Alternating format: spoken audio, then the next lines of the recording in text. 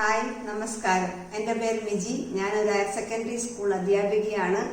ഈ യൂട്യൂബ് ചാനലിൽ നമ്മൾ ഹയർ സെക്കൻഡറി ക്വസ്റ്റ്യൻ പേപ്പേഴ്സും ആൻഡ് NCERT ക്വസ്റ്റ്യൻസും ആണ് സോൾവ് ചെയ്യാൻ തീരുമാനിച്ചിരിക്കുന്നത്. ഇന്നത്തെ ഈ വീഡിയോയിൽ മാർച്ച് 2020 ആൻഡ് സേ 2020 ക്വസ്റ്റ്യൻ പേപ്പറിൽ കറണ്ട് ഇലക്ട്രിസിറ്റി എന്ന ചാപ്റ്ററിലെ ക്വസ്റ്റ്യൻസ് സോൾവ് ചെയ്യുന്നതായിരിക്കും. First question: 3 resistors R1, R2, R3 are to be combined as shown in the figure. Figure ഇപ്പോൾ വരയ്ക്കാവേ. നമ്മൾ ഈ ഫിഗറിൽ എന്ന് പറയുന്ന പോയിന്റ് I എന്ന് പറയുന്ന current 3 resistors drone R1, R2 and R3. I1 current through the resistor R1, I2 current through the resistor R2 and I3 current through the resistor R3. This is the figure 1. Second figure നമുക്ക് തന്നിരിക്കുന്നത് R1, R2 and R3. R1, R2 and R3, and current I is flowing through it. The first question: identify the series and parallel connection. ഇപ്പോൾ ഡയഗ്രാമിൽ കാണുമ്പോൾ തന്നെ നമുക്ക് മനസ്സിലാവുന്നുണ്ട്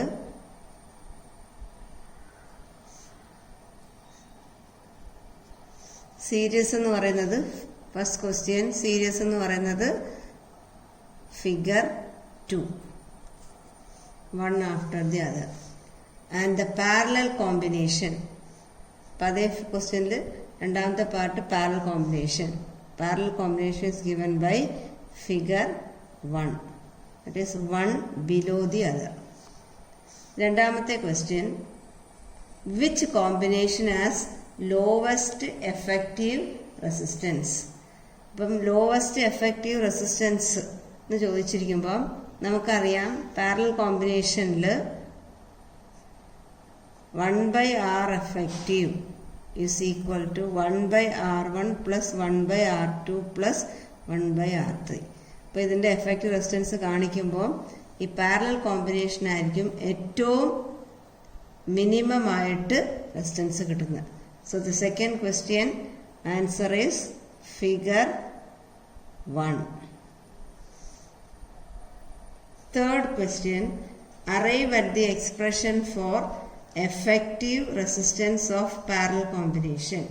അതാണ് ചോദിച്ചിരിക്കുന്നത്. ഫിഗർ 1ലെ എഫക്റ്റീവ് റെസിസ്റ്റൻസ് എന്ന് പറയുന്നത് നേരത്തെ നമ്മൾ പറഞ്ഞ ഇക്വേഷൻ ഇതിലേക്ക് ഡിറൈവ് ചെയ്യാനാണ് അവർ ചോദിച്ചിരിക്കുന്നത്. So will start with, we know that in the parallel combination the current I is split as I1, I2 and I3. So the starting equation is I is equal to I1 plus I2 plus I3. So according to Ohm's law, we know that V is equal to IR. Therefore I is equal to V by R. Since the voltage across the parallel combination is constant, we can find out I1 is equal to V divided by R1. I2 is equal to V divided by R2. And I3 is equal to V divided by R3. So substituting the above equation, in this we get I is equal to V by R is equal to V by R1, V by R2 plus V by R3. For taking V as common, we get 1 by R1 plus 1 by R2 plus 1 by R3. So we have got the answer as by R effective is equal to 1 by R1 plus 1 by R2 plus 1 by R3. So this is the answer. Second question: a Wheatstone bridge is shown in the figure. അപ്പോൾ നമുക്ക് figure വരയ്ക്കാം. ഫിഗറിൽ A to B resistance R2 is connected, B to C resistance R4 is connected, A to D resistance R1, and between D and C resistance R3. A galvanometer is connected in between B and D. A battery is connected in between A and C. Connected to key. It's connected as shown in the figure. Now introduction. 4 resistance R2, R4, R3 and R1 are connected as shown in the figure, and a voltage E is applied between A and C. Galvanometer is connected between B and D, and let the current flowing through the circuit is shown in the figure. I2 current, I4 current through R4, I1 current through R1, and I3 current through R3. When the key is closed, the current flowing through different branches are shown in the figure. So now the voltage between A and B, VAB, according to Ohm's law, it is equal to I2 into R2. The voltage between B and C, that is VBC, is equal to I4 into R4. Now the voltage between A and D, VAD, is equal to I1 into R1. And voltage across D and C, that is VDC, equal to I3 into R3. So this forms the first set of equation. Now the resistance R1 is adjusted so that the current through the galvanometer is 0. In that case we know that this I2 is equal to I4. I2 equal to I4. And I1 equal to I3. So I1 equal to I3. This becomes the second equation. This becomes the third equation. Now applying loop rule to the two closed loop. First loop we are considering it as loop A, B, D and A. Loop A, B, D, A. Applying Kirchhoff's second law.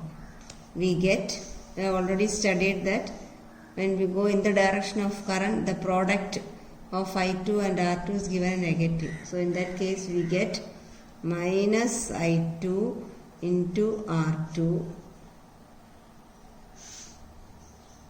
B to D there is no current flowing. Then from D to A it is against the current flowing. So we get plus I1 R1 is equal to 0. So this implies that I2 R2 is equal to I1 R1. Similarly, applying loop rule to the loop B, C, D, B. We can write it as loop B, C, D, B. We get minus I4 into R4 plus I3 into R3 is equal to 0. This implies that I4 R4 is equal to I3 R3. So this we will take it as fourth equation. This is the fifth equation. Substituting the value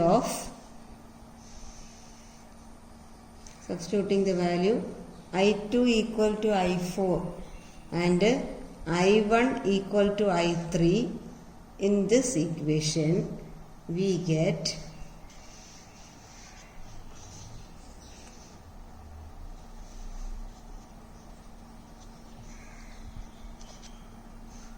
I2 instead of I2 we write I4 into R2. It's equal to, instead of I1 we can write it as I3 3R1 divided by this fifth equation. I4 R4, here you have to substitute I3 R3. So cancelling, we get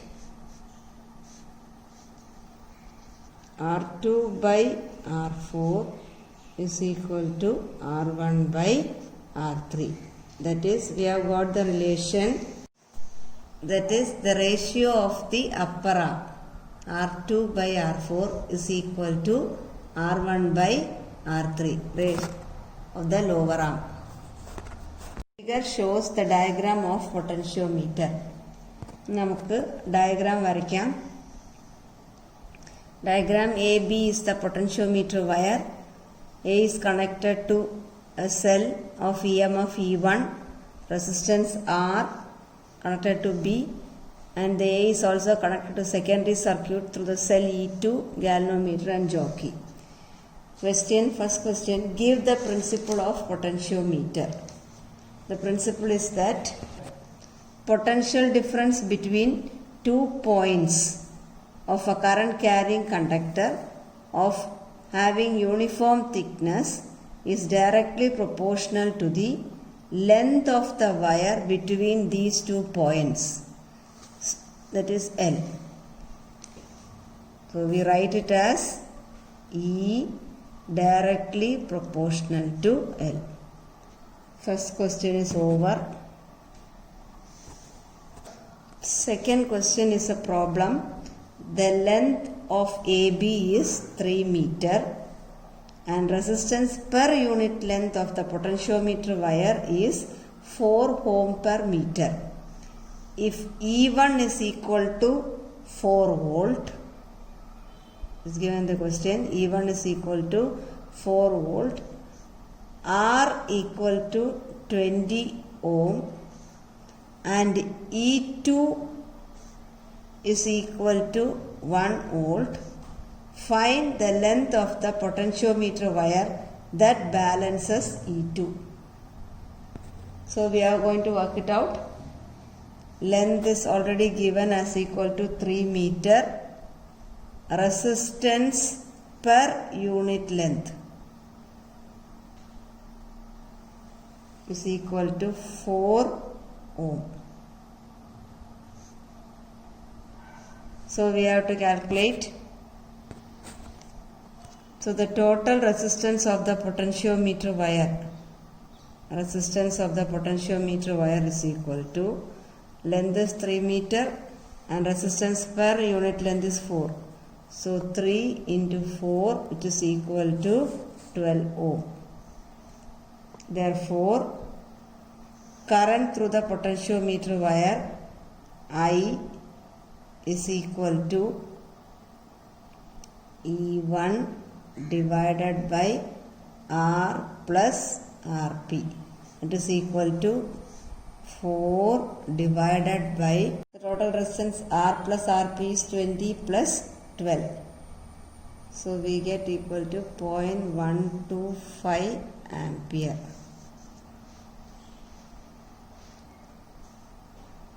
So the potential across the potentiometer wire,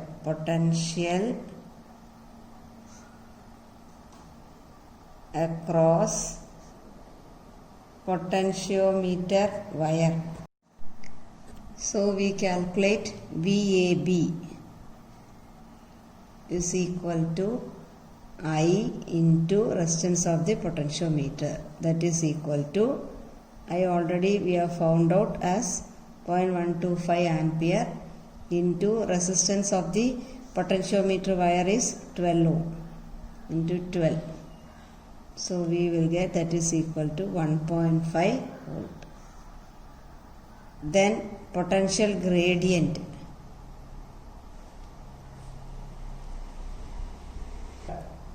K is equal to, potential gradient means potential per unit length.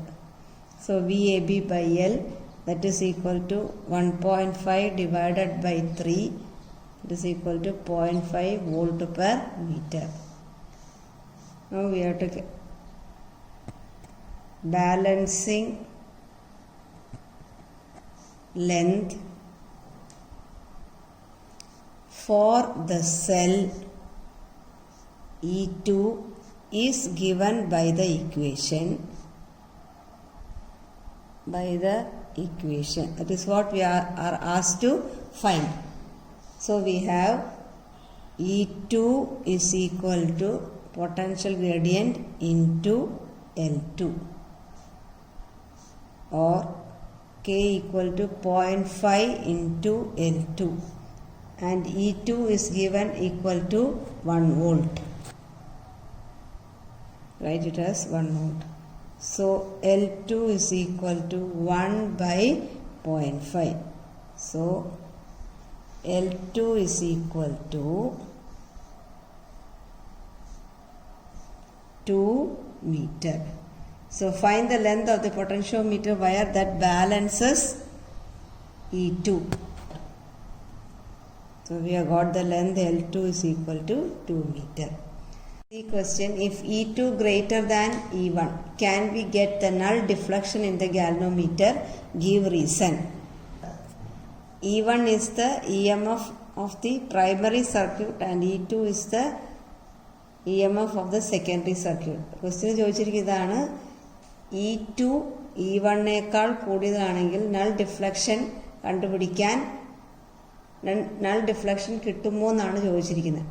അപ്പോൾ we have already studied that for getting a balancing point or for proper working of the potentiometer, primary voltage, that is E1, should always be greater than secondary voltage.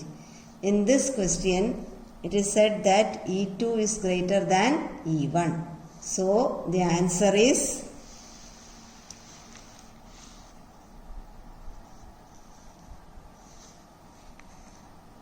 we will not get null deflection.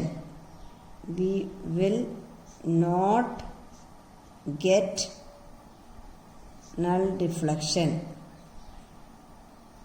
if E2 greater than E1. Okay. Next question is, you are given 3 resistance, each of resistance are. Another A question, how will you combine them to get maximum effective resistance? Maximum effective resistance കിട്ടണമെങ്കിൽ നമ്മൾ എങ്ങനെ connect ചെയ്യണം? Series. Answer is series. അതിനകത്ത് തന്നെ അടുത്ത subdivision minimum effective resistance. Minimum effective resistance എന്ന് പറഞ്ഞാൽ എങ്ങനെ കണക്ട് ചെയ്യണം? Answer is parallel. B question in that is derive equation for minimum effective resistance. ഈ ക്വസ്റ്റ്യൻ നമ്മൾ തൊട്ട് മുമ്പേ തന്നെ ചെയ്തതാണ്. അതൊന്നുകൂടെ നിങ്ങൾക്ക് പരിചയപ്പെടുത്താം. So we have already derived to get the minimum effective resistance, that is we have to connect it in parallel. Parallel നമ്മൾ already പറഞ്ഞാണ്, I is equal to I1 plus I2 plus I3, I V by R, V by R1 plus V by R2 plus V by R3. V common ആയിട്ട് എടുക്കുക, എന്നിട്ട് strike it. So we get 1 by R effective equal to 1 by R1 plus 1 by R2 plus 1 by R3. Okay, ഇന്നത്തെ video നിങ്ങൾക്ക് എല്ലാവർക്കും മനസ്സിലായെന്ന് വിശ്വസിക്കുന്നു. അടുത്ത വീഡിയോയിൽ നമുക്ക് വീണ്ടും കണ്ടുമുട്ടാം.